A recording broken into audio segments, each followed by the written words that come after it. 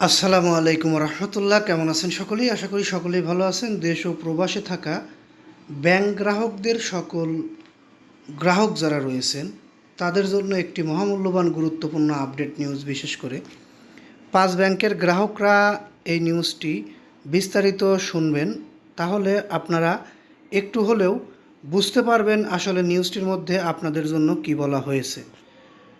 নিউজের প্রথমেই আমি কিছু জানাতে চাই, সেটি হচ্ছে ব্যাংক খাত সংস্কার নিয়ে সরকারের অবস্থান লিখিতভাবে জানতে চায় আইএমএফ।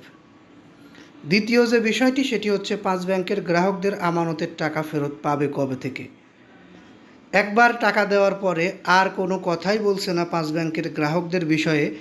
এই বিষয়টি নিয়ে অনেক তথ্য আদান প্রদান হলেও 5 ব্যাংকের গ্রাহকদের আমানতকারীদের আমানতের টাকা ফেরত নিয়ে কোনো তথ্য আমরা পাচ্ছি না। অনলাইন থেকে শুরু করে প্রিন্ট মিডিয়া কোথাও কোনো নিউজ এই বিষয়ে আমরা দেখতে পাই না। তারই ধারাবাহিকতায় এখনকার নিউজটি নিয়ে এসেছি।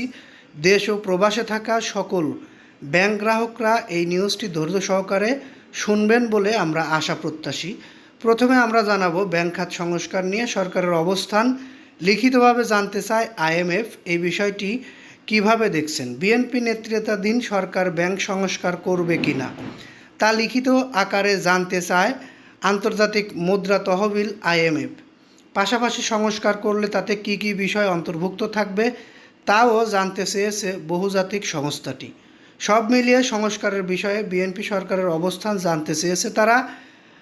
এবং বাংলাদেশ ব্যাংকের গভর্নর মোস্তাকুর রহমানের সঙ্গে এই বিষয়ে বৈঠকে ব্যাংক খাতে সংস্কার বিএনপি সরকারের অবস্থান জানতে চেয়ে আইএমএফের সফররত প্রতিনিধি দল। তাদের বক্তব্যের পরিপ্রেক্ষিতে governor Mostakur Rahman deputy governor Kabir আহমেদকে এ নিয়ে লিখিত জবাব দিতে বলা হয়েছে। অর্থাৎ ব্যাংক খাত সংস্কার করবে কিনা এই সরকার, করলেও কি কি বিষয়ে সংস্কার করবে এবং কিভাবে সেটি শুরু করবে, কিভাবে শেষ হবে, বিস্তারিত লিখিতভাবে জানতে চেয়েছে আন্তর্জাতিক মুদ্রা তহবিল আইএমএফ। আমরা এই বিষয়টি জানলাম।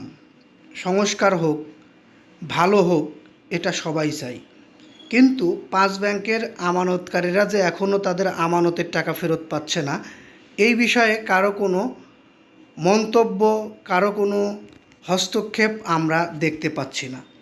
এই বিষয়ে আমরা সরকারের কাছে জোর দাবি জানাবো 5 ব্যাংকের আমানতকারীদের আমানতের টাকা এবং শেয়ারধারীদের টাকা, মুনাফার টাকা, সকল টাকা অতি শীঘ্রই অবিলম্বে ফেরত দেওয়া হোক এবং দ্রুত সেটি কার্যকর করা হোক।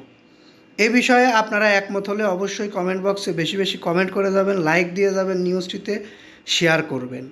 আর আমাদের থেকে এরকম ধরনের গুরুত্বপূর্ণ আপডেট নিউজ পেতে এখনই চ্যানেলটি সাবস্ক্রাইব করে বেল বাটন অন করে রাখুন।